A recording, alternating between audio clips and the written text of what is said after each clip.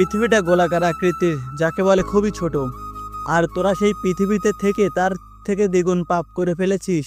তোদের পাপের ঘটনা পূর্ণ হয়েছে। তোর ছেলে নিরীহ মেয়েদের জীবন নষ্ট করে মজা পেত। আমার আগমন ঘটার সাথে সাথে তোর আদরের ছোট ছেলেকে দুনিয়া থেকে সরিয়ে দিয়েছি। তোর সমস্ত পাপের সাম্রাজ্য ভেঙে গুড়িয়ে দিব। ভালো থাকিস, পরের লাশ কার হবে জানি না। হি হা হা হা। চিরকুটের লেখাটা শুনে আকাশ সাহেবের কপাল বেয়ে ঘাম পড়তে শুরু করে। তখনই ফোনে একটা কল আসে।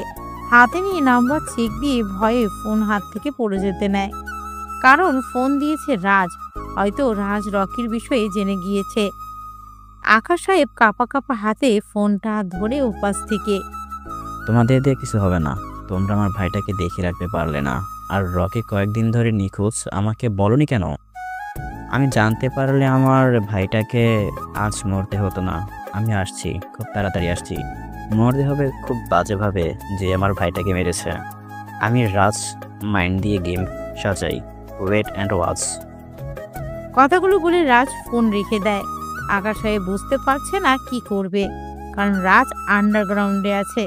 রকির কথা শুনে আসছে। ওনার অজানা রাজ আসলে কি হবে?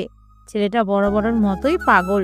একমাত্র রাজের জন্যই সে আজ এতটা পাওয়ারফুল।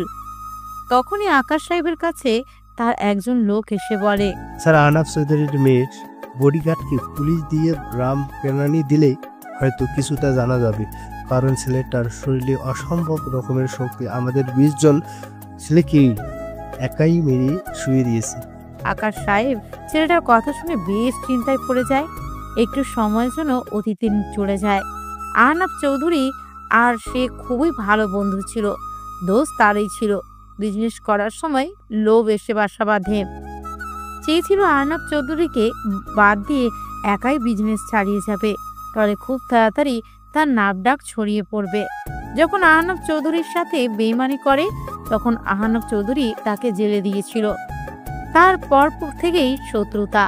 তবে সে জেলে থাকাকালীন আহনাফ চৌধুরী তার বিজনেস বড় করে ফেলে, হয়ে ওঠে নাম্বার 1 বিজনেসম্যান। আহনাফ চৌধুরীর উন্নতি সে মেনে নিতে পারেনি। বিভিন্নভাবে চেষ্টা করত আহনাফ চৌধুরীকে ক্ষতি করার, তবে এখনো পর্যন্ত পেরে ওঠেনি। আচ্ছা নিলয়, তোমার সম্পর্কে আমাকে কিছুই বললে না। আজকে যেহেতু সুযোগ হয়েছে, তাহলে তোমার সম্পর্কে কিছু বলবে? মায়ার কথা নিলয় চিন্তায় পড়ে যায়, কারণ মায়া যদি তার অতীত শুনে তাকে দোষী মনে করে তখন কি হবে। তাই নিলয় বলে, ম্যাম, অন্য একদিন বলবো, আজকে থাক, চলেন বাড়ি ফিরে যাক। নিলয় বুঝতে পারে এখন মায়াকে হাজার বলার পরও কোনো কাজ হবে না, কারণ মায়া তার কথা শুনবে না। তাই নিলয় লম্বা একটা নিঃশ্বাস নিয়ে মায়াকে তার অতীত বলতে শুরু করলো। বলার পর নিলয় চোখ খুলে দেখে মায়ার চোখে পানি। তার মানে তার অতীত শুনে মায়া কান্না করছে। নিলয় কিছু বলতে যাবে, তখন মায়া নিলয়ের খুব কাছাকাছি চলে আসে। নিলয়ের গালে হাত দিতেই নিলয় চমকে মায়ার দিকে তাকায়। নিলয় বুঝতে পারছে না মায়া নিলয়ের সাথে কি করতে চাচ্ছে। মায়া হুট করে নিলয়ের গালে চুমু দিয়ে বসে। নিলয় যেন আকাশ থেকে পড়ে, সাথে সাথে মায়ার থেকে সরে আসে। এতক্ষণে মায়া ঘোর কাটে, নিচের দিকে তাকিয়ে থেকে বলে, সরি নিলয়, আমি বুঝতে পারিনি। আচ্ছা শোনো, অতীতে তোমার সাথে অনেক খারাপ হয়েছে, আর তাতে তোমার কোনো দোষ নেই, তাই কষ্ট পেও না। আমরা আছি তো তোমার সাথে। আচ্ছা, তোমার কোনো গার্লফ্রেন্ড আছে? মায়ের মুখে গার্লফ্রেন্ড কথা শুনে নিলয় ভ্যাবাচাকা খেয়ে যায়। নির্মুক্ত আওয়াজে বলে, তখন তো কলেজ থেকে এসে চাকরের ন্যায় বাসায় খাটুনি করেছি, আর আমার মতো এতিম ছেলেকে কে পছন্দ করবে? দেখতেও বাজে। তোকে এত কিছু বলতে বলেছি? শোন, আজ থেকে কোনো মেয়ের সাথে কথা বলতে পারবি না, মনে থাকবে? জি ম্যাম, মনে থাকবে। মনে থাকলেই ভালো। এখন শোন, মালিক কে? আমি না তুই? কেন ম্যাম, আপনি মালিক। তাহলে তো আমি যা বলবো তোকে শুনতে হবে, তাই? জি ম্যাম, বলুন। এই তো গুড। তা শোন, আমার কাছে আয় তুই, কথা। নিলয় মায়ের কাছে আসতেই মায়া নিলয়ের ঠোঁটে ঠোঁট চেপে ধরে। নিলয় কিছুক্ষণের জন্য থমকে যায়। নিজেকে ছাড়িয়ে নিতে চাচ্ছে, কিন্তু মায়া নিজের সর্বশক্তি প্রয়োগ করে কিস করে ছেড়ে দেয়। ম্যাম, এটা কি করলেন? এটা কিন্তু ঠিক না। আমি কোথায় আর আপনি কোথায়? শোন, ঠিক কোনটা আমাকে শেখাতে আসিস না। তোকে প্রথম দিন থেকেই আমি পছন্দ করি, বলতে পারিস ভালোবেসে ফেলেছি। তাই অন্য মেয়েদের মতো ইনিয়ে বিনিয়ে বলতে পারবো না। আমার মতো করে তোকে জানিয়ে দিলাম, আব্বুকে আমি দেখে নেব। শোন, তুই আমার, তাই কোনো মেয়ের দিকে তাকাতে পারবি না, বুঝতে পারছিস? মায়ের কথায় নিলয় তো হেবি খুশি, কারণ নিলয় মায়াকে সেই প্রথম দিন থেকেই পছন্দ করত। তাই মায়ের কথায় শুধু মাথা নাড়ায়। আরো বেশ কিছুক্ষণ বসে থেকে তারা দুজন চলে যায়। সকালবেলা খাবার খেয়ে নিলয় আর মায়া ভার্সিটিতে চলে যায়। তারা দুজন ভার্সিটিতে গিয়ে কালকের মতো আজকেও স্টুডেন্টদের দাঁড়িয়ে থাকতে দেখে, তবে ভার্সিটির প্রায় পিছনের দিকে। তারা দুজন সেখানে গিয়ে জানতে পারে এই শহরের সব থেকে টপ মাস্তান মাসুদকে ঠিক রকির মতোই মেরে ফেলে রেখে গিয়েছে। মাসুদ হচ্ছে রাজের ডান হাত। লাশের সাথে ড্রাগস পাওয়া গিয়েছে অনেক। লাশ দেখে মায়ার শরীর খারাপ করবে বলে নিলয় মায়াকে নিয়ে চারুকলায় চলে আসে। দুজনে বসে এগুলো নিয়ে গল্প করছে। তখন মায়া বলে, নিলয় জানো, এই মাসুদ হচ্ছে এখানকার টপ মাস্তান। তাকে এখানকার সবাই ভয় পায়। দিনে দুপুরে মানুষ মেরে ফেলে রেখে যায়, তাকে কেউ কিচ্ছু বলতে পারে না। পুলিশও তাকে ভয় পায়। জানা যায় এই মাসুদ নাকি মাফিয়া রাজের ডান হাত। কিন্তু আজকে তাকেও কেউ এমন বিশ্রীভাবে মারলো। আমার কি মনে হচ্ছে জানো, আমাদের এখানে এমন কারো আগমন ঘটেছে যে রাজের মতো ভয়ঙ্কর মাফিয়ার থেকেও ভয়ঙ্কর। কারণ রাজের নাম শুনলেই মানুষ ভয়ে জড়সড় হয়ে যায়। সেখানে রাজের ভাই রাজের লোকদের মেরেছে। মায়ের কথায় নিলয় মনে মনে হাসতে থাকে। তখনই ভার্সিটিতে পুলিশ গাড়ির আগমন ঘটে। লাশটার কাছে কয়েকজন যায়। পুলিশ অফিসার শাহিদ নিলয় আর মায়ের কাছে চারুকলায় আসে। এই ছেলে, তোমার নাম কি? মায়া নিলয় কথা শুনে সামনে তাকিয়ে দেখে একজন পুলিশ দাঁড়িয়ে আছে। নিলয় আর মায়া পুলিশ অফিসারের সামনে গিয়ে বলে, স্যার, আমাদের বলছে। হ্যাঁ, এই ছেলে, তোমার নাম কি? জি স্যার, আমার নাম নিলয়। তোমাকে আমার সাথে থানায় যেতে হবে। থানায় যাওয়ার কথা শুনে নিলয় আর মায়া দুজনেই অবাক হয়। মায়া বলে উঠে, নিলয় কেন থানায়? ম্যাম, তার নামে আমাদের কাছে কমপ্লেন আছেন, তাই ওনাকে থানায় যেতে হবে। না, নিলয় কোথাও যাবে না। আপনি হয়তো আমাকে চেনেন না। আমি আনাব চৌধুরীর একমাত্র মেয়ে। আমি আব্বুকে বলে দিচ্ছি। ওয়েট, দেখুন ম্যাম, উনি থানায় যাওয়ার পর আমরা কিছু জিজ্ঞাসাবাদ করে ছেড়ে দেবো। নিলয় বুঝতে পারে এখানে তর্ক করলে লাভ নেই, তাই মায়াকে বলে সে থানায় যাবে। মায়া কিছু বলতে গেলে নিলয় চুপ করতে বলে। নিলয় মায়ার থেকে বিদায় নিয়ে পুলিশ অফিসারের কাছে চলে যায়। মায়া তাড়াতাড়ি করে আহনাব চৌধুরীর অফিসে চলে যায়। আহনাব চৌধুরীকে সবকিছু বলার পর ওনাকে নিয়ে থানায় চলে আসে। আহনাব চৌধুরী থানায় যাওয়ার পর পুলিশ অফিসার শাহিদ বলে, স্যার, আপনি আসতে গেলেন কেন? ফোন করলে আমি চলে যেতাম। হয়েছে, আর বলতে হবে না। নিলয়কে ধরে নিয়ে এসছো কেন? তার মানে ছেলেটা আপনার পরিচিত? আসলে রকির খুনের সাথে ছেলেটাকে আমরা সন্দেহ করেছি, তাই ধরে আনা। সন্দেহ ভিত্তিতে ধরে আনা হয় সাদিয়া সাহেব? আহনাব চৌধুরীর কথায় পুলিশ অফিসার চুপ হয়ে যায়। আহনাব চৌধুরীর কথায় নিলয়কে জেল থেকে নিয়ে আসে। নিলয়কে আনা হলে আহনাব চৌধুরী আর মায়া নিলয়ের দিকে তাকিয়ে চমকে ওঠে, কারণ নিলয়ের সমস্ত শরীরে রক্ত দিয়ে মাখামাখি অবস্থা। দুজন কনস্টেবলের মাধ্যমে ভর দিয়ে আসে। মাথাটা নিজের দিকে করে রাখা, মনে হচ্ছে কোনো খুনের আসামিকে টর্চার করা হয়েছে। নিলয়ের অবস্থা দেখে মায়া তো আহনাব চৌধুরীর সামনে নিলয়কে গিয়ে জড়ি ধরে কান্না করতে থাকে আর বলতে থাকে, নিলয় কথা বলো, প্লিজ কথা বলো। এত রক্ত কিভাবে? নিলয়, নিলয় কথা বলো প্লিজ। আব্বু, ওরা নিলয়কে মেরেছে কিভাবে দেখো। মেয়ের কথায় আহনাব চৌধুরী চক্ষু লাল বর্ণ ধারণ করে। পুলিশ অফিসার শাহিদকে থাপ্পড় মেরে বলতে থাকে, একজন নিরাপদ ছেলেকে তুলে এনে এভাবে টর্চার করলি, তোর চাকরি কিভাবে থাকে আমি দেখ। কথাগুলো বলে আহনাব চৌধুরী কাকে যেন কল দেয়। পুলিশ অফিসার শাহিদ তো প্রায় কান্না করে দেওয়ার মতো অবস্থা, কারণ আকাশ সাহেবের কথায় ছেলেটাকে তো ধরে নিয়ে আসলো। এখন কিভাবে আহনাব চৌধুরীর হাত থেকে বাঁচবে? পুলিশ অফিসার আহনাব চৌধুরীর পায়ে পড়ে যায়, কিন্তু আহনাব চৌধুরী নিলয়ের দিকে তাকিয়ে পুলিশ অফিসারকে মাফ করতে পারেনি। একটু পর থানায় একটা কল আসে আর বলে পুলিশ অফিসার সাইদকে সাসপেন্ড করা হয়েছে। পুলিশ অফিসার সাইদকে ধারণা ছিল না এই ছেলেটার পিছনে সব থেকে বড় বিজনেসম্যান আহনাফ চৌধুরীর হাত আছে। আহনাফ চৌধুরী নিলয় আর মায়াকে নিয়ে হাসপাতালে চলে যায়। ডাক্তার নিলয়কে একদিন বেড রেস্টে থাকার জন্য বলেছে। আহনাফ চৌধুরী আর মায়া বাহিরে দাঁড়িয়ে আছে। মায়ার দিকে তাকিয়ে দেখে মেয়েটার মুখে চিন্তার ছাপ স্পষ্ট। তার মানে মেয়েটা শেষমেশ বডিগার্ড কি ভালোবেসে বসলো? আহনাফ চৌধুরী চিন্তার মাঝে মায়া প্রশ্ন করে বসলো, আব্বু, তুমি তো আমার খুশির জন্য আমাকে অনেক কিছু দিয়েছো, যাতে আমি খুশি থাকি। হ্যাঁ দিয়েছি, কারণ তুই আমার একমাত্র মেয়ে। তোর খুশিতে আমি খুশি। আব্বু, লাস্ট বারের মতো তোমার কাছে একটা জিনিস চাইবো, দিবে আমায়? কথা দিচ্ছি, আর কখনো বায়না করবো না। আচ্ছা বুঝলাম, তুই কি চাইবি আমি বুঝতে পেরেছি। যা, আমি মেনে নিলাম। তোর খুশিতে আমি খুশি। তবে মা, খেয়াল রাখিস, আমাদের জন্য নিলয় এভাবে মার খাচ্ছে, তবুও চলে যাচ্ছে না। নিলয় অনেক ভালো মনের। চিন্তা করিস না, নিলয় সুস্থ হয়ে উঠুক। তোদের 4 হাত আমি এক করে দেব। এখন তো একটু হাসি দে। আহনাফ চৌধুরীর কথায় মায়া তাকে জড়িয়ে ধরে। এভাবে যদি প্রত্যেক মা বাবা ধনী গরিব না দেখে তার সন্তানদের পছন্দ অনুযায়ী বিয়ে দিত, তাহলে কতই না সৌভাগ্যবান হতো। এদিকে রাজ আকাশ সাহেবের সামনে গম্ভীর হয়ে বসে আছে, কারণ তার ভাইকেও সাথে তার খুবই কাছে ডান হাত মাসুদকেও রকির মতো খুবই বিশ্রীভাবে মেরে ঝুলিয়ে রেখেছে। রাজের চোখ দিয়ে যে কোনো সময় অগ্নি বের হবে। নিজেকে কন্ট্রোল করার চেষ্টা চালিয়ে যাচ্ছে। তখন আকাশ সাহেবের ফোনে কল আসে। ফোনটা হাতে নিয়ে দেখে পুলিশ অফিসার শাহিদ কল দিয়েছে। অতি আগ্রহে শহীদ ফোনটা ধরে, জিজ্ঞেস করে, শাহিদ কিছু জানতে পারলি?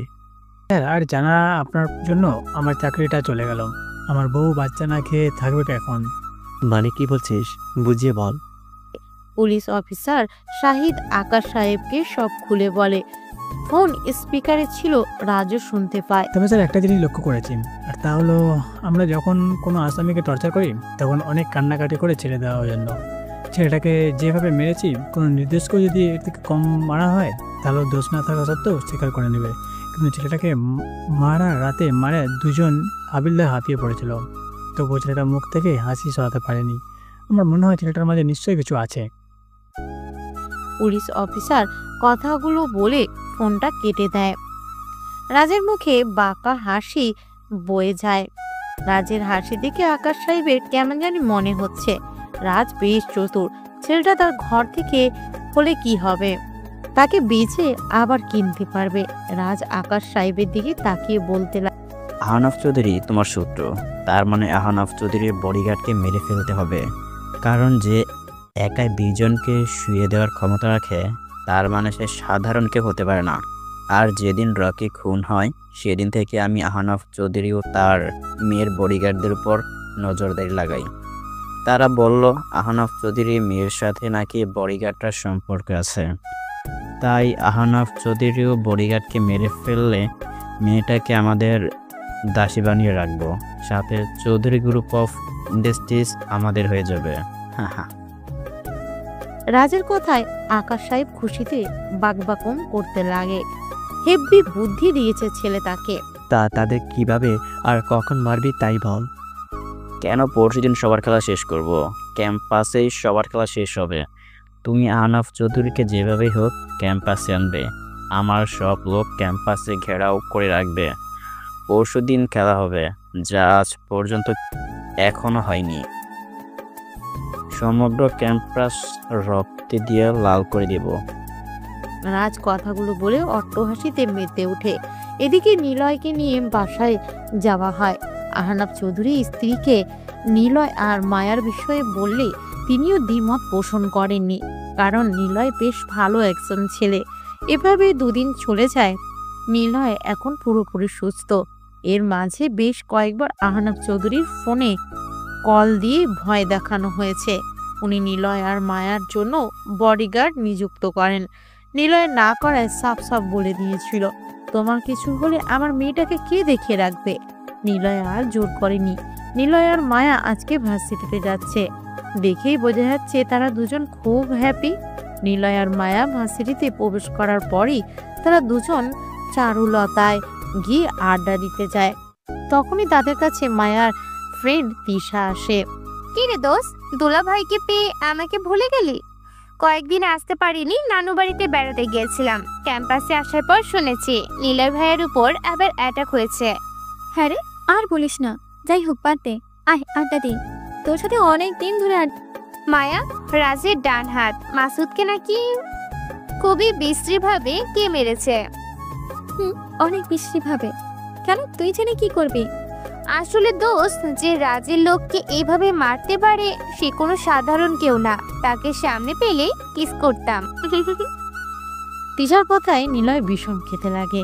মেয়ে বলে কি, এতক্ষণে তাদের নিলয়ের কথা মনে পড়ল। কথায় এতটাই মনোযোগী ছিল, একটু সময়ের জন্য ভুলে গিয়েছিল। মায়া নিলয়কে বলে, নিলয়, আমাদের জন্য বাদাম কিনে আনবে প্লিজ। মায়ার কথায় নিলয় বাদাম কিনতে চলে যায়। বিয়ের সময় চলে যায়, নিলয় এখনো আসেনি। মায়া বেশ বিরক্ত হচ্ছে, মনে মনে ভাবে বাদাম নিয়ে আসলে তার খবর আছে। একটু পরেই ক্যাম্পাসের স্টুডেন্টরা দৌড়ে মাঠের দিকে যেতে থাকে। তখন মায়া তিশা একজনকে জিজ্ঞেস করে, আর বলিয়েন না, ক্যাম্পাসের মাফিয়া রাজ এসেছে আর একটা ছেলেকে খুব মারতেছে, সেখানেই যাচ্ছি। ছেলেটা কথাগুলো বলে মাঠের দিকে চলে যায়। মায়া আর তিশাও দৌড়ে মাঠের দিকে যায়, কারণ নিলয় এখনো আসেনি। তারা গিয়ে দেখে প্রায় 20টার মতো গাড়ি ক্যাম্পাসের মাঠটা ঘিরে রেখেছে। সবগুলো গাড়িতেই মাফিয়া রাজের পোলাপান। মাঠের মাঝে একটা গাড়ির উপর পায়ের উপর পা তুলে আপন মনে সিগারেট টেনে যাচ্ছে মাফিয়া রাজ। তার পাশেই মায়ার রাখা বডিগার্ডগুলো পড়ে আছে। মাঠের মাঝে একদল পোলাপান গোল হয়ে একজন ছেলেকে মারতেছে। খেয়াল করে তাকিয়ে মায়ার আত্মা শুকিয়ে যায়, কারণ নিলয়ের বডিটা মাটিতে পড়ে আছে। সবগুলো ছেলের হাতে হকি স্টিক। মায়া নিলয় বলে চিল্লিয়ে ওঠে। তখনই পাশ থেকে রাজ মায়াকে দেখে বাঁকা হেসে বলে, মাফিয়ার মনে প্রথম দেখায় আগুন লাগিয়ে দিয়েছ, সবটাকে শেষ করে তোমাকে আপন করে নিব, হাহা। রাজ কথাগুলো বলে অট্ট হাসিতে মিতিয়ে পড়ে। এদিকে আকাশ সাহেব আহনাব চৌধুরীকে ফোন দিয়ে বলে, কিরে আহনাব, কেমন আছিস? আমাকে জেলে পাঠিয়ে ব্যবসা তো ভালো করে গেছিস। তা তোকে যে জন্য কল দেওয়া, মেয়ে আর বডিগার্ডকে তো ভালোই সাই দিলে, তা আজকে তাদেরকে কি বাঁচাবে? কুত্তার বাচ্চা, ওদের কিছু হলে তোকে ছাড় দিব না। তুই ওদের কিচ্ছু করিস না। পারবো না। যদি এমনটা চাস তাহলে ভার্সিটিতে চলে আয়, বাকিটা না হয় একসাথে বসেই হবে। আহনাব চৌধুরী অফিস থেকে তাড়াহুড়ো করে বের হয়ে যায়, সাথে কিছু বডিগার্ডকে নিয়ে নেয়। ক্যাম্পাসে গিয়ে দেখে আকাশ সাহেব আর তার ছেলে রাজ বসে আছে। বিপরীত পাশে তাকিয়ে দেখে মায়া মাটিতে লুটিয়ে পড়ে কান্না করছে। পাশেই নিলয়ের রক্তাক্ত বডিটা পড়ে আছে। আহনাব চৌধুরী দৌড়ে মেয়ের কাছে ছুটে যায়। মায়া আহনাব চৌধুরীকে দেখেই দৌড়ে ওনাকে জড়িয়ে ধরে বলতে থাকে, আব্বু, আমার নিলয়কে ওরা মেরে ফেলেছে। আব্বু, নিলয় কথা বলছে না।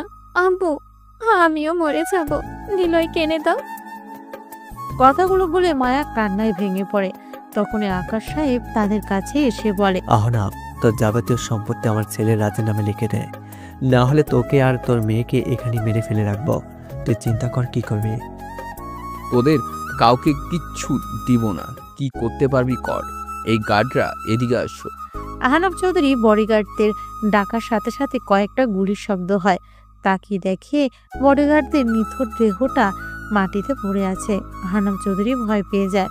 ভয়ে মেয়েকে জড়িয়ে ধরে শক্ত করে। দেখ আহনাব, তুই যদি আমার কথা না মানিস তাহলে তোদের অবস্থা এই তোর গার্ডদের মতোই হবে।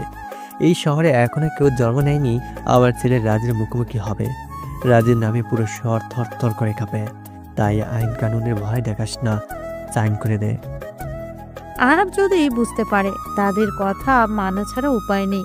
আহনাব চৌধুরী সাইন করার জন্য কলমটা হাতে নিতে ক্যাম্পাসের ভিতর প্রায় 30টার মতো গাড়ি এসে ক্যাম্পাসের মাঠে এসে থামে। সবগুলো থেকে অনেক পুলিশ অফিসার, আর্মি অফিসার বের হয়। পুলিশ আর্মিদের থেকে রাজ আর আকাশ সাহেব কিছুটা আটকে ওঠে। তবে তারা আর সবাই খেয়াল করলো সামনের গাড়ি থেকে এখনো কেউ বের হয়নি। একজন এসে সামনের গাড়িটা দরজা খুলে দিতে স্বয়ং দেশের মন্ত্রী সেই গাড়ি থেকে বের হয়। মন্ত্রীকে বের হতে দেখে আকাশ সাহেব আর রাজের গলা শুকিয়ে যায়। আকাশ সাহেবের মাথায় একটাই প্রশ্ন, মন্ত্রী সাহেব এখানে কিভাবে? নাকি আহানা মন্ত্রী সাহেবকে বলেছে? মন্ত্রী মাহবুব সাহেব পুলিশ আর আর্মিদের দাঁড়াতে বলে আকাশ আর রাজের সামনে গিয়ে দাঁড়ায়। এতক্ষণ আহানাফ সাহেবও বিস্ময় দৃষ্টিতে তাকিয়েছিল।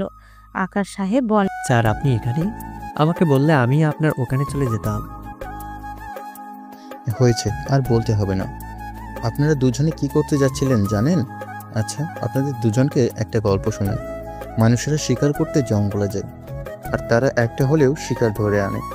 আচ্ছা বলেন তো, জঙ্গলে যে শিকারি যায় তার কি প্রাণের ভয় নেই?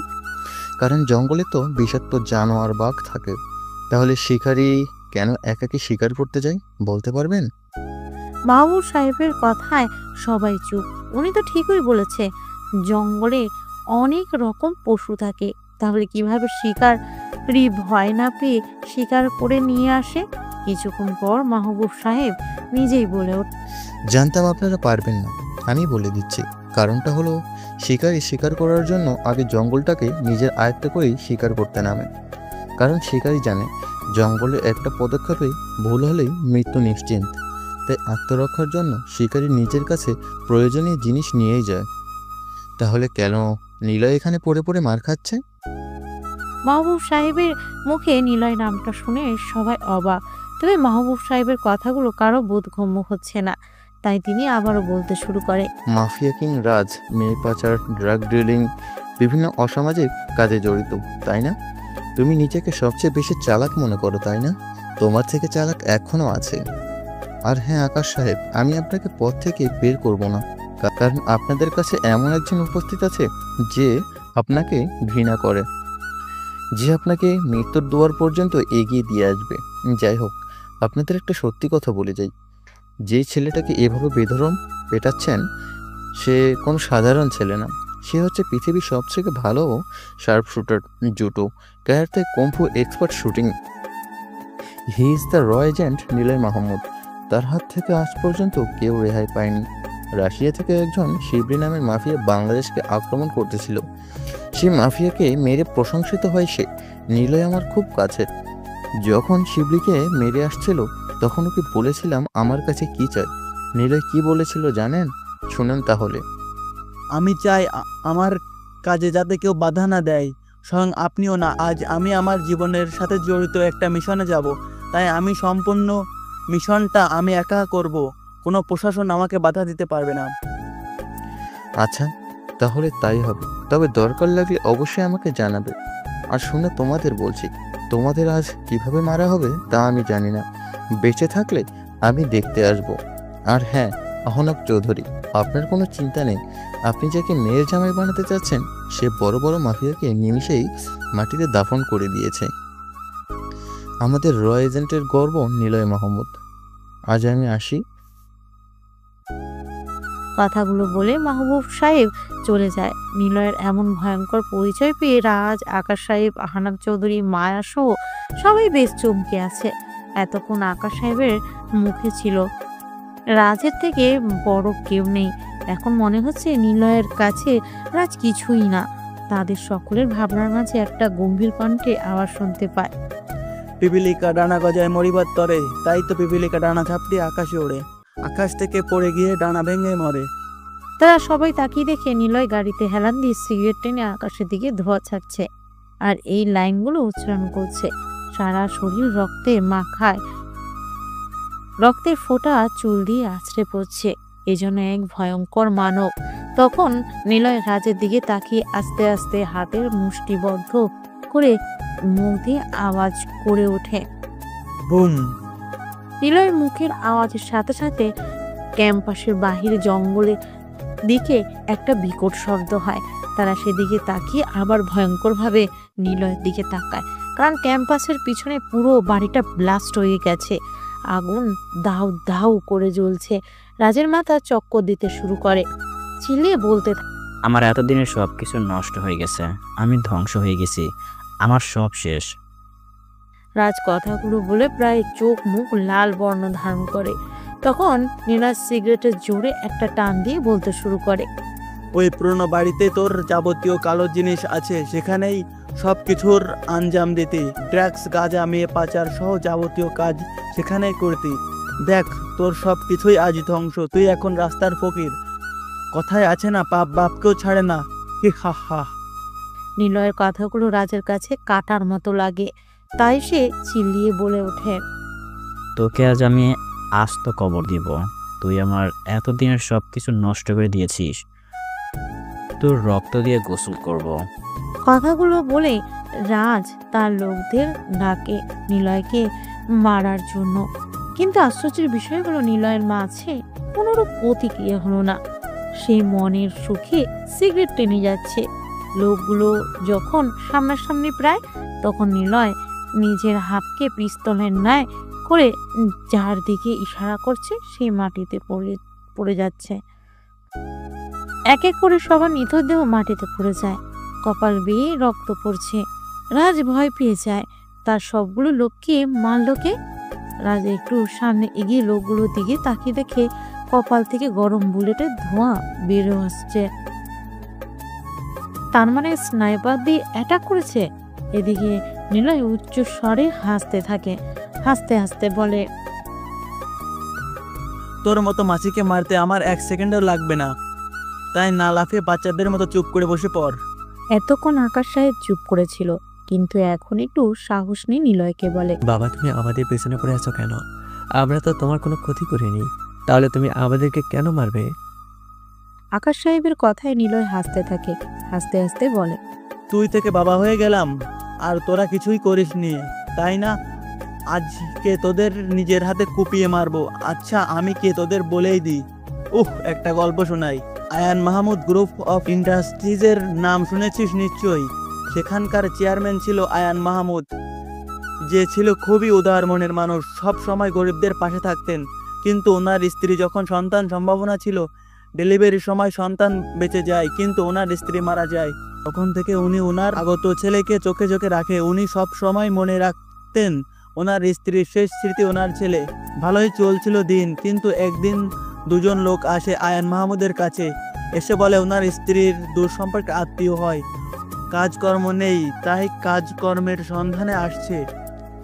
তখন আয়ান মাহমুদের দয়া হয়, নিজের অফিসে রেখে দেন দুজনকে। কিন্তু কথায় আছে না, লোভ কখনো মানুষের পিছু ছাড়ে না। ওই দুজনের মনেও লোভ বাসা বাঁধে। তারা চিন্তা করে কিভাবে সমস্ত সম্পত্তি নিজেদের নামে করে নিবে। এভাবে বেশ কিছুদিন চলে যায়।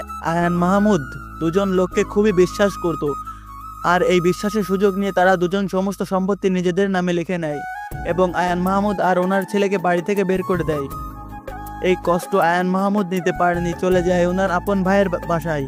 সেখানে ওনার ভাইকে সবকিছুই বলে। তখন সে বলে, ভাইজান, দুনিয়াটাই এমন, তুমি কোনো চিন্তা করো না, আমি কোনো উপায় বের করবই। এভাবে তোর সমস্ত সম্পত্তি তারা নিয়ে যেতে পারে না। তুমি কোনো চিন্তা করো না, ভাতিজাকে নিয়ে রেস্ট করো। এভাবে কিছুদিন যাওয়ার পর আয়ান মাহমুদ আর এই টেনশন নিতে পারেনি। প্রেসারে স্ট্রোক করে। উনি না ফেরার দেশে চলে যায়, কিন্তু রেখে যায় ওনার ছেলেকে ভাইয়ের বাড়ির। আস্তে আস্তে ছেলেটা সেখানে বড় হতে থাকে, কিন্তু পরে ছেলেকে কে বা এতদিন পালবে? চাচা আদর স্নেহ করলেও চাচি সহ্য করতে পারত না। দিনের পর দিন অত্যাচার করতো। যখনই চাচি ছেলেটাকে মারতো, তখনই ছেলেটার চোখে অগ্নি দাউ দাউ করে জ্বলতো। কারণ ছেলেটার এই অবস্থার জন্য একমাত্র ওই দুজন লোক দায়ী। ওই লোক দুটোর জন্য আজ সে পাবাহারা। প্রতিদিন ছেলেটা ওই লোকদের মনে রাখতো, একটা মুহূর্তের জন্য ভোলার চেষ্টা করেনি। মনে করত আর নিজের মাঝে হিংস্রতা পুষে রাখতো। তাই তোরা জানিস সেই ছেলেটাকে আর লোক দুজনই বা কে? নিলয়ের কথাগুলো ক্যাম্পাসের সবাই মনোযোগ দিয়ে শুনছিল। রাজ আর মায়া বেশি মনোযোগ দিয়ে শুনছিল। আহানাব চৌধুরী আর আকাশ সাহেবও চমকে নিলয়ের দিকে তাকিয়ে আছে। তখন নিলয় আবার বলতে শুরু করে, বিজনেসম্যান আয়ান মাহমুদের ছেলে আমি নিলয় মাহমুদ। আর যে দুজন আমার বাবাকে খুন করেছে তারা হচ্ছে আকাশ খান আর আহনাব চৌধুরী। আর যে তাদের এত সম্পত্তি, এগুলোর আসল মালিক আমার বাবা আয়ান মাহমুদ। তাদের জন্যই আজ আমার বাবাকে আমি হারিয়েছি। আর হ্যাঁ রাজ, তুই নিজেকে সব থেকে বড় মাফিয়া বলে দাবি করিস, তাই না? কিন্তু তোর উপরেও একজন মাফিয়া আছে। আচ্ছা, তুই কি মাফিয়া কিং ডেভিলের নাম শুনেছিস? হ্যাঁ, মাফিয়াদের মাঝে একজন বড় মাফিয়া হলো মাফিয়া ডেভিল। সে সব খারাপ কাজের সাথে জড়িত। আমরা যারা খারাপ কাজ করি তাকে পার্টেন্স দিয়ে করি। আচ্ছা তুই কি জানিস সে মাফিয়াকে? হয়তো জানিস না, তাহলে শোন। এই যে আহনাফ চৌধুরীকে দেখতে পারছিস, সেই হলো মাফিয়া কিং ডেভিল। হি হা হা হা। নিলয়ের কথায় সবাই চমকে আহনাফ চৌধুরীর দিকে তাকায়। সে মাথাটা নিচু করে আছে। এতক্ষণে মায়াও তার আব্বুর দিকে তাকায়। নিলয় আবার বলতে শুরু করে, রহস্য এমন একটা জিনিস যা প্রত্যেক মানুষের কাছে থাকে। সবাই রহস্যময় ভাবে চলতে ভালোবাসে, কিন্তু আমি নিলয় সমস্ত রহস্যকে খুলে ফেলতে ভালোবাসি। মানুষের জীবন কতই না রহস্য দিয়ে ঘেরা। আজ আমি সমস্ত রহস্যকে ভেঙে দিব, সত্যকে তুলে ধরবো। সবাই আজ দেখবে আর চমকে উঠবে। হয়তো সামনে যা হবে তার জন্য অনেকের সম্পর্কের মাঝে আঘাত আনা হবে, তবে যাই হোক, আজ নিলয় বলবে সবকিছুই অবসান ঘটবে। হি হা হা হা। নিলয় পকেট থেকে সিগারেট বের করে আগুন ধরায়। তখন আহনাফ চৌধুরী বলে, বাহ নিলয় বাহ, তোকে আমি আমার চামচা বানানোর জন্য সেদিন এনেছিলাম, কিন্তু তুই তো আমার সবকিছুই নষ্ট করে দিলি। আহনাফ চৌধুরী, আজ আমি বলবো আর আপনারা শুনবেন। আচ্ছা রাজ, তোকে একটা প্রশ্ন করি, খেয়াল করে শুন।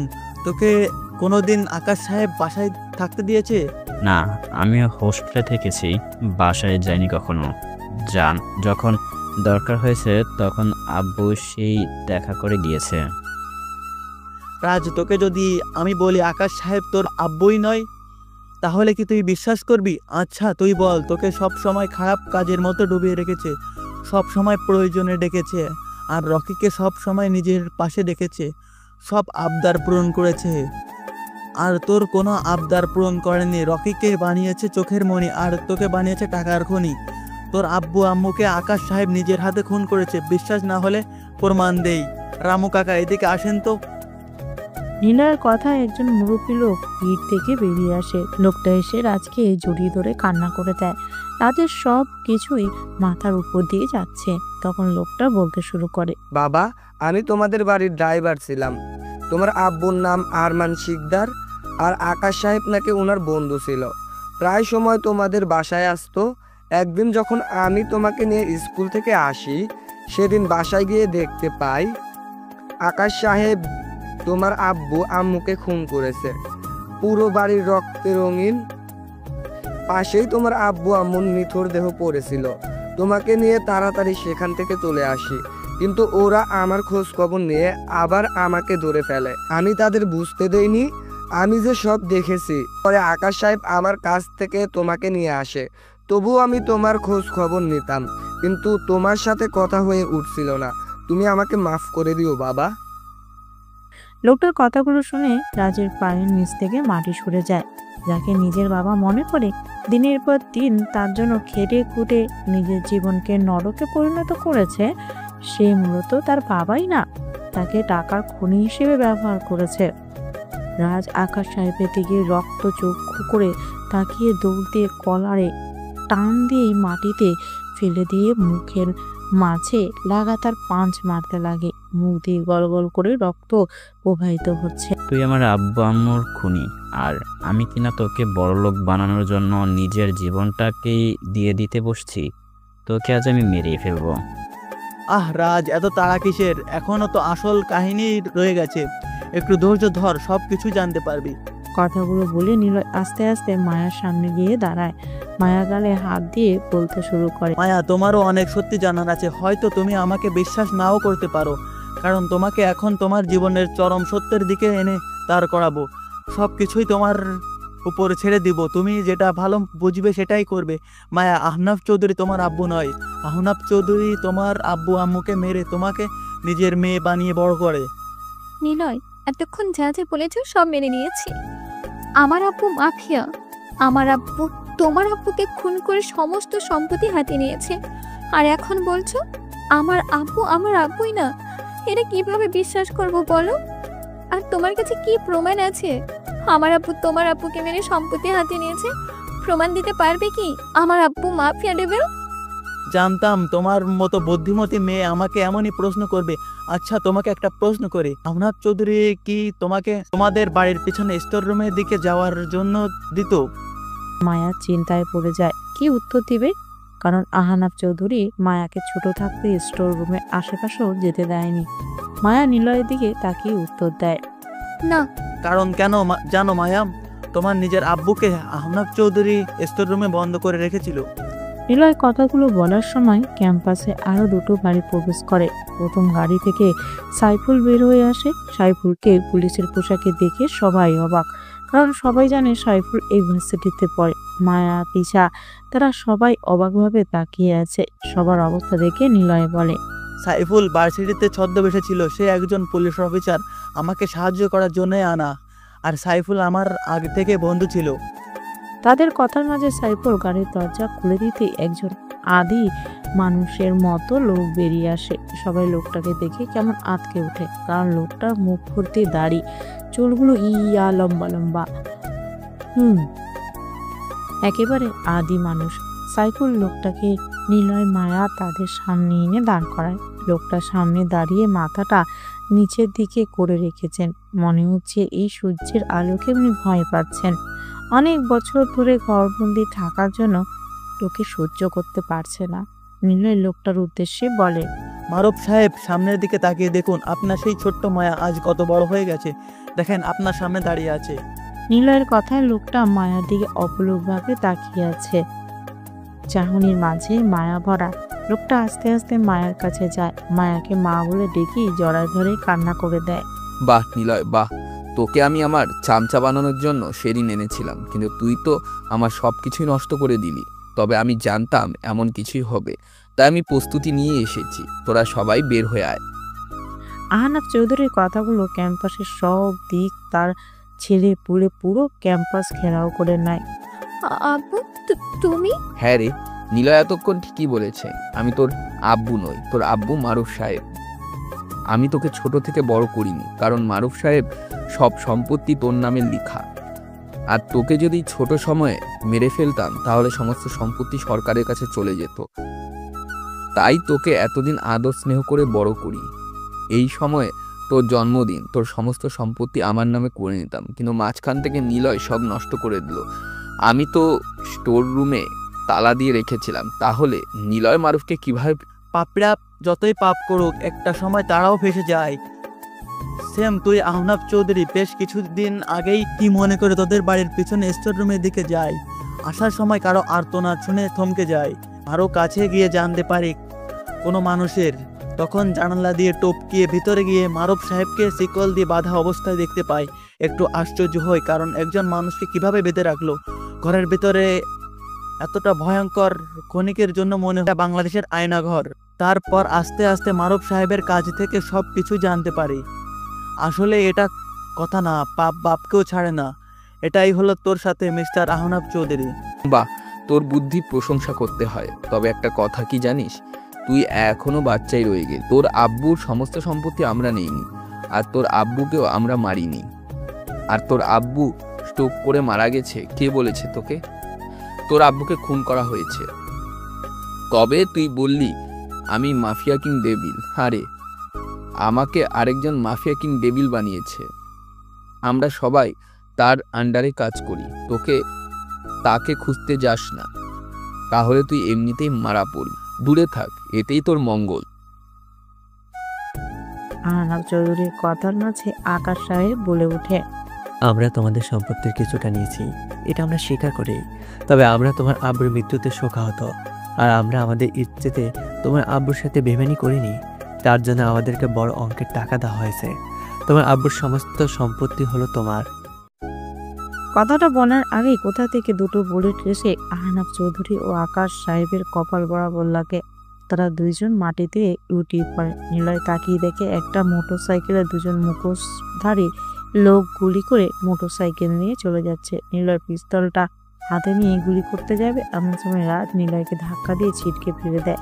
নিলয় মাটিতে মুক্ত হয়ে পড়ে। সবাই হতভম্ব হয়ে যায়, কারণ একটা গুলি এসে নিলয়ের শরীর ভেদ করে দিত, কিন্তু রাজ নিলয়কে ধাক্কা দিয়ে ফেলে নিজেই গুলির শিকার হয়। রাজের কাঁধ বরাবর একটা গুলি এসে লাগে। নিলয় মাটি থেকে দৌড়ে রাজকে এসে ধরে। নিলয়ের চোখে আতঙ্ক, কারণ আজ রাজ না থাকলে রাজের জায়গায় সে থাকতো। আমি না তোর শত্রু, তাহলে বাঁচালি কেন? আমি মরলে তো তোর ভালোই হতো, তোর জায়গায় তুই থাকতি, কেউ বাধা দেওয়ার থাকতো। নিলয়, আমি অনেক খারাপ কাজ করেছি। তবে জানিস, সবসময় চিন্তা করেছি আমার ফ্যামিলিকে ভালো রাখার। আমি সবসময় আলাদা থেকেছি সবার আড়ালে। সেই ছোট সময় থেকে আকাশ আমাকে আগলে রেখেছে, আমাকে এই পথ থেকে নিতে বাধ্য করেছে। তাদের জন্য আমি কি না করেছি।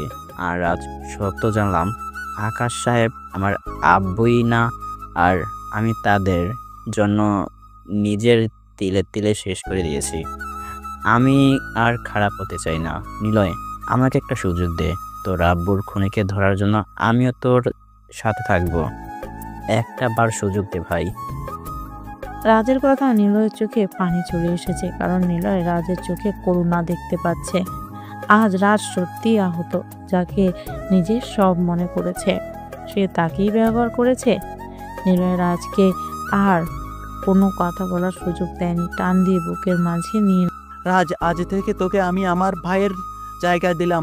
আশা করি তুই আমার ভরসা নষ্ট করবি না। আমি খারাপ হতে পারি, তবে ওয়াদা নষ্ট করিনি। আমি কথা দিলাম তোর ভরসা নষ্ট করব না। নিলয় রাজকে ছেড়ে দিয়ে সাইফুলকে বলে রাজকে হসপিটালে নিয়ে যেতে, আর বাকি গার্ডদের বলে চলে যেতে। সাইফুল নিলয়কে কিছু বলতে গিয়েও বলেনি, কারণ নিলয় সাইফুলকে ইশারা দিয়ে চলে যেতে বলেছে। সাইফুল মায়ার আব্বুকে রাজকে বাকিদের নিয়ে ক্যাম্পাস ত্যাগ করে। এখন ক্যাম্পাস পুরো ফাঁকা, গোলাগুলির জন্য ক্যাম্পাসের সবাই পালিয়েছে। নিলয় আস্তে আস্তে উঠে সামনে থাকা রমণীর কাছে যায়, হাঁটু ভাঁজ করে বলতে শুরু করে। ছোট সময় থেকে অবহেলা নামক মহামারীর কাছে নিজেকে আত্মসমর্পণ করেছি। ভালোবাসা নামক কোনো কিছুই পাইনি। মায়া, জানো আমি ভালোবাসার কাঙ্গাল। আমার একটু ভালোবাসার দরকার। ছোট সময় আম্মুকে পাইনি, জানো মায়া। আব্বু আমাকে অনেক আদর স্নেহ করতো, চোখের সামনে থেকে কখনো আড়াল করেনি। সেই আব্বুকে ওরা মেরে ফেললো। মায়া, আমি কিছুই করতে পারিনি। তখন থেকে ভালোবাসা নামক মায়াটাকে বড্ড মিস করতে শুরু করি। চাচির কাছে গিয়েছিলাম মায়ের ভালোবাসা দাবি নিয়ে, কিন্তু চাচি আমাকে অনাথ অলক্ষী বলে দূর দূর করে তাড়িয়ে দিত। মায়া, আমি না ভালোবাসার কাঙ্গাল। আমাকে কি একটু ভালোবাসা দিবে? কথা দিচ্ছি আজ আম্মু তোমাকে ভালোবেসে পার করে দেব। সেই ট্রেনে দেখেই তোমার জন্য আমার মনের মাঝে এক অদ্ভুত অনুভূতির জন্ম হয়। তার নাম হয়তো আমি দিতে পারবো না, তবে মায়া আমি তোমাকে অনেক অনেক ভালোবাসি। হবে কি আমার ভালোবাসার সঙ্গিনী? মায়ার চোখে পানি। নিলয়ের দিকে অশ্রুসুপ্ত নয়নে তাকিয়ে আছে, কারণ নিলয় তাকে এত ভালোবাসে তা মায়ার অজানা। আসলে ভালোবাসা এমন একটা জিনিস যা হুট করে মানুষের মনে এসে করা নাড়ে। মানুষ খুবই অদ্ভুত প্রাণী, যাকে সব সময় ঘৃণা করে হুট করে তাকেই ভালোবাসতে শুরু করে। একটা গান আছে, মেয়েদের মন বুঝা নয় রে নয় সোজা। এই গানটাই উল্টিয়ে এমন হলেও পারত, মানুষের মন বুঝা নয় রে নয় সোজা। মায়া হাঁটু ভাঁজ করে নিলয়কে জড়িয়ে ধরে, সারা মুখে অজস্র চুমু দিয়ে ভরিয়ে দিচ্ছে। মনে হচ্ছে অনেক যুগ ধরে ভালোবাসা ক্ষুধার্ত। নিলয় মুচকি হাসি দিয়ে উড়িয়ে দেয়। আজ তার ভালোবাসা পূর্ণতা পেল। আপনি যেভাবে বলছেন সেভাবে করেছি, কিন্তু নিলয়কে মারতে পারিনি। নিলয়ের জায়গায় মাফিয়াটা চলে আসে। তোদের দিয়ে ঠিক করে একটা কাজও হয় না। নিলয়ের শ্রবণ শক্তি হরিণের নেয়, আর ঘ্রাণ শক্তি পিঁপড়ার নেয়। অবশ্যই ঘ্রাণ শুকতে শুকতে আমার পর্যন্ত এসে যাবে। তোদের আসার দরকার নেই, তোরা অন্য কোথাও চলে যা। নিলয় তোদের খোঁজ করতে করতে অবশ্যই চলে আসবে। কথাগুলো বলে আগত কলটা কেটে দেয়। এমন সময় একজন মহিলা এসে ঘরে প্রবেশ করে। মহিলাটি লোকটার উদ্দেশ্যে বলতে লাগে, কথাই আছে না, বাপ বাপকেও ছাড়ে না। তোমার এমনটাই হবে। ছেলেটাকে কতই না কষ্ট পেতে হয়েছে, কাউকে ছাড়বে না। যদি শুনে তুমি তার আব্বুর খুনি, তাহলে তোমাকেও ছাড়বে না। সত্যের জয় অবশ্যই হবে। কথাগুলো বলে মহিলাটি ঘর থেকে বের হয়ে যায়। লোকটা চেয়ারে হেলান দিয়ে সিগারেটে টান দিয়ে বসে চিন্তা করতে থাকে। নিলয়কে সে তার আব্বুর সাথে মেরে ফেলতো, কিন্তু নিলয়ের আব্বু অর্ধেক সম্পত্তি নিলয়ের নামে করে দেয়। যদি নিলয়কে ছোটবেলায় মেরে ফেলতো, তাহলে সব সম্পত্তি সরকারের ফাউন্ডেশনে চলে যেত।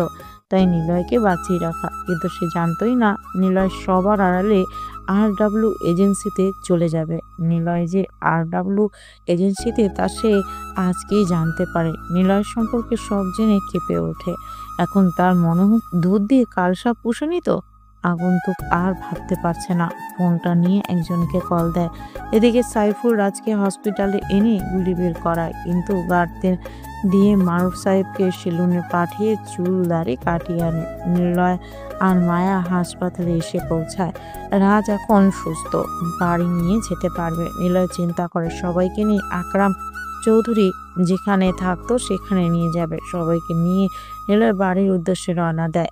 বাড়িতে প্রবেশ করতে আকরাম চৌধুরীর স্ত্রী এসে মায়াকে জড়িয়ে ধরে কান্না করে দেয়। কান্না করতে করতে বলে, মায়া, তোকে কিছু সত্য বলা দরকার। আমি তোর আসল আম্মু বা আকরাম তোর আব্বু নয়। আকরাম তোর আব্বু আম্মুকে মেরে ফেলেছে। আমি তোদের বাড়িতে কাজ করতাম। তোর আব্বু আম্মুকে মেরে তোকে দেখে রাখার জন্য আমাকে রাখে। কথাগুলো বলে কান্না করতে থাকে। তখনই মারুফ সাহেব প্রবেশ করে। ওনাকে দেখে নীলিমা বেগম অবাক হয়ে যায়। কিছু বলতে যাবে তখনই মারুফ সাহেব বলে, তোর আর কিছু করতে হবে না, আমাদের সবার জন্য খাবার রেডি কর। রহিমা আর নীলিমা বেগম দুজনে রান্না করতে চলে যায়। সবাইকে রুম দেখিয়ে নিলয় নিজের রুমে গিয়ে গভীর চিন্তায় মগ্ন। কে তার আব্বুকে মারতে পারে? তখনই নিলয়ের মনে পড়ে যায় তার আব্বু তো একটা কথা তাকে একটা পেন ড্রাইভ দিয়েছিল। নিলয় দৌড়ে যায় ব্যাগের কাছে, কারণ আব্বুর শেষ স্মৃতি নিজের সাথে রেখেছিল। নিলয় ব্যাগের সামনে গিয়ে হাত দিতে ইনজেকশনের নাই কি জানি পিঠের মধ্যে পুশ করা হয়। আস্তে আস্তে চোখগুলো ঝাপসা হতে শুরু করে। যখন চোখ খুলে তখন নিজেকে একটা বিশাল মাঠের মধ্যে আবিষ্কার করে। ভালো করে খেয়াল করে দেখে এটা তাদের ময়মনসিংহ কলেজের মাঠ। তাকিয়ে দেখে মায়া, রাজ, মারুফ সাহেব সবাইকে বেঁধে রাখা হয়েছে। নিলয়ের মাথাটা ঝিমঝিম করে ওঠে, চোখে ঝাপসা দেখতে পাচ্ছে, ভালো করে তাকানোর শক্তি পর্যন্ত নেই। তখনই এক বালতি গরম পানি নিলয়ের শরীরে ঢেলে দেওয়া হয়। শরীর পুড়ে যাওয়ার উপক্রম। নিলয় সজোরে চিল্লিয়ে ওঠে। তখনই একটা কণ্ঠস্বর শুনতে পায়। আস্তে আস্তে মাথাটা উপরে তুলে তাকিয়ে দেখে একজন আগন্তুক, মুখে মাস্ক, মাথায় কালো হুডি, কোট প্যান্ট পরে দাঁড়িয়ে আছে। দেখতে মনে হচ্ছে পাক্কা মাফিয়া। আগন্তুকটা নিলয়ের কাছে এসেই বলতে শুরু করে, ভাতিজা, কেমন আছিস? তোর প্রাণ কই মাছের রে? এত লোক লাগানোর পরেও তুই দিব্যি আবার পর্যন্ত পৌঁছে গেলি, কিন্তু আজ তোকে মরতে হবে। তোকে বাঁচিয়ে রাখলে আমার নিজের ক্ষতি। কখনো শুনেছিস একই জঙ্গলে দুজন রাজা থাকে? শুনিসনি? তাই আমিও চাই তোকে মেরে আমি রাজত্ব চালাবো। লোকটার ভয়েস শুনে নিলয়ের মাথা চক্কর দিয়ে উঠল, কারণ ভয়েসটা আর কারো না, তারই আপন চাচা আকরম সাহেবের কণ্ঠস্বর। তার মানে সবকিছুর পিছনে আকরম ছিল। নিলয় কাঁপা কাঁপা কণ্ঠে বলে, চাচ্চু তুমি? হরে বাপ, আমি সব কিছুর মাস্টার মাইন্ড। কি করতাম বল? তোর আব্বুকে না মারলে আমি কিভাবে সম্পত্তি পেতাম? আচ্ছা শোন, তোকে একটা গল্প বলি। শাফিউল নামের একজন লোকের সুখের সংসার ছিল। লোকটা একজন বড় বিজনেসম্যান ছিল। লোকটা তার স্ত্রীকে খুব ভালোবাসতেন। তাদের সুখের সংসার খুব ভালোভাবেই যাচ্ছিল। লোকটার ঘর আলো করে তার একটা ছেলে সন্তান হয়। ছেলেটার নাম দেওয়া হয় আয়ান মাহমুদ। কিন্তু তাদের সুখের সংসার বেশি দিন টিকেনি। শাফিউল সাহেবের স্ত্রীর ক্যান্সার ধরা পড়ে। দেশ বিদেশ ঘুরেও লাভ হয়নি। শেষ সময়ে ওনার স্ত্রী ছেলে আয়ানকে দেখে রাখার জন্য শাফিউল সাহেবকে বলে আবার আরেকটা বিয়ে করতে। বিধবা পিয়াকে বিয়ে করে। ওনার পিয়ের একজন ছেলে ছিল। জানিস ছেলেটা কে? সবাই আকরম সাহেবের কথায় তার দিকে তাকিয়ে আছে। নিলয়ের মাথাটা নিচু করে রেখেছে। আকরম সাহেব আবার বলতে শুরু করে, ছেলেটা আর কেউ না, আমি ছিলাম। আকরম সাহেবের কথায় সবাই বিস্মিতভাবে তাকিয়ে থাকে। তাদের মাথায় কিছুই ঢুকছে না। তবে নিলয়ের আস্তে আস্তে সব পরিষ্কার হতে থাকে। শাফিউল সাহেব আয়ানকে খুব ভালোবাসতেন। তার সাথে আমার মাও তাকে আমার থেকে বেশি ভালোবাসতো। এগুলো আমার একদম সহ্য হতো না। আয়ানের আসল মা মারা গেছে, তা আয়ান কখনোই জানতেই পারেনি। তবে একদিন আম্মু আমাকে রুমে নিয়ে সব কিছুই বলে। তখন থেকে চিন্তা করতে থাকি কিভাবে আয়ানকে রাস্তা থেকে সরানো যায়, কারণ শাফিউল সাহেবের সব সম্পত্তি আয়ানের নামে করে দিয়েছিল। আর আমি সৎ ছেলে, তাই আমাকে উনি একটা কোম্পানি দেয়। আমি আয়ানকে খুব হিংসা করতাম, তবে তাকে কখনো বুঝতে দেয়নি। তাই চিন্তা করি একজন একজন করে সবাইকে মারব। তার জন্য একদিন আমাদের গাড়ির ব্রেক কেটে দিই, যেটা করে আয়ান কলেজে যেত। কিন্তু আম্মু আর শাফিউল সাহেব ওই দিন আয়ানের গাড়িটাই শপিং করার জন্য নিয়ে যায়, যার ফলে ব্রেক ফেল করে ওনারা ওই দিন মারা যায়।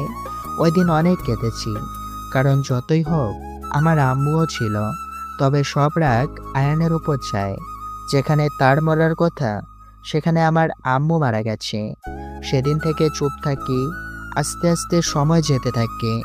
আয়ান বিয়ে করে কলেজের সব থেকে সুন্দরী মেয়ে ফারিয়াকে, যাকে আমি পছন্দ করতাম, তাকেই আয়ান বিয়ে করে নেয়।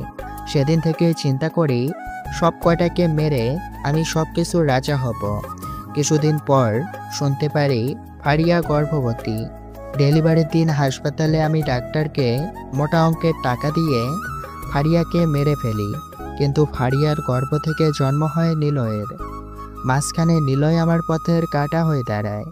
আয়ান নিলয়কে আস্তে আস্তে বড় করতে শুরু করে। আহনাপ আর আকাশকে আমি ফারিয়ার ভাই বানিয়ে পাঠাই। আয়ানকে ফকির বানিয়ে দিই। আয়ান এসে আমার কাছে আশ্রয় নেয়। তবে আয়ান ছিল খুব চতুর। সে হাল ছাড়েনি, সব কিছুর বিষয়ে খোঁজ নিতে শুরু করে। লাস্ট পর্যায়ে জেনে যায় আমি সব কিছুর পিছনে। ওদিন আয়ানকেও মারতে হয়, স্ট্রোক বলে চালিয়ে দিই। তবে নিলয়ের নামে কিছু সম্পত্তি লিখে দিয়ে যায়। তার জন্য নিলয়কে আমার কাছে রেখে বড় করতে থাকি। সেখানেও একটু গেম খেলিয়েছি। রাধিকাকে দিয়ে আমি নিলয় মার খাওয়াতাম, যাতে নিলয় আমার কথা মেনে চলে আর আমাকে বিশ্বাস করে। কিন্তু রাধিকা ছিল খুব নরম মনের মানুষ। সে নিলয়কে মেরে আবার যখন নিলয় ঘুমিয়ে যেত, তখন মলম লাগিয়ে দিত মারের জায়গাগুলোতে। সম্পত্তি লিখে নেওয়ার পর রুহানিকে দিয়ে গেম খেলে নিলয়কে বের করে দিই। রুহানি করতে চায়নি, বাধ্য হয়ে করেছে। তবে নিলয় যে এজেন্সিতে, তা জানতাম না। যাই হোক, এখন নিলয়ের সাথে সাথে বাকিদের শেষ দিন হতে যাচ্ছে। আকরাম সাহেবের কথায় নিলয় অবাক। কত সুন্দর করে গেম খেললো তার সৎ চাচা, যাকে আপন, খুব আপন মনে করতো, সেই সৎ। আর তার সব কিছুর কেড়ে নেওয়ার মানুষ বের হলো, আর যাদের ঘৃণা করতো তারাই আপন বের হলো। তার মানে রুহানি আর রাধিকা চাচি নির্দোষ। বাহ, দুনিয়াটা কতই অদ্ভুত। যাকে আপন ভাবা হয় সেই বের হয় শত্রু, আর যাকে শত্রু ভাবা হয় সেই আপন। নিলয় উচ্চ স্বরে হাসতে থাকে। হাসতে হাসতে বলে, বাহ চাচু, তোমার মাস্টার প্ল্যানিং অসাধারণ। তবে ছোট্ট একটা ভুল করেই ফেলেছো। ভুলটা হচ্ছে সাইফুল তোমার গুপ্তচর, তা আমি জানতে পেরে গিয়েছিলাম।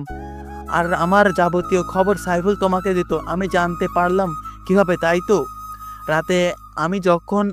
রাতে যখন আমি নিজের ঘরে যাই, তখন একজনের ফিসফিস করে আলাপ শুনতে পাই। ফলো করে দেখি সাইফুল কার সাথে জানি কথা বলছে। কান পেতে শুনতে পাই আজকের রাতে আমাদেরকে কার কাছে জানি নিয়ে যাবে। তখনই আমি আমার লোকদের মেসেজ করে রাখি। হা হা হা। নিলয়ের কথায় আকরাম সাহেবের চোখে রক্তবর্ণ হয়ে যায়। আকরাম সাহেব চিল্লিয়ে বলে, তোকে আজ আমি মেরেই ফেলবো। কথাটা বলে তার লোকদের ইশারা করে নিলয়কে মারার জন্য আসছে। নিলয় নিজের সর্বশক্তি দিয়ে রশির মধ্যে টান দিয়ে হাত খুলে ফেলে।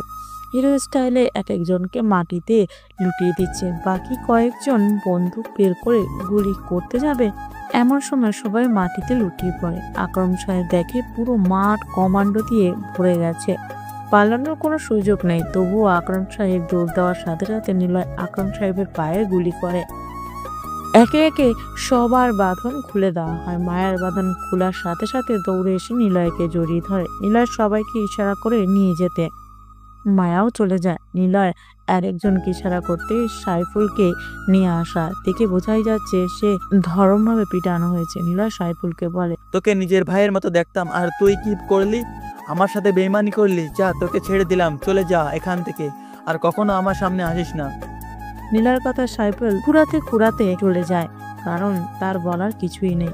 সে নিজে অনুতপ্ত, বেইমানি করার পরেও যে ছেড়ে দিয়েছে এটাই অনেক। নিলয় আকরাম সাহেবকে তোমাকে আমি আমার জীবনের আইডল মনে করতাম, আর সেই তুমি কিনা আমার সব কিছুই কেড়ে নিয়েছো।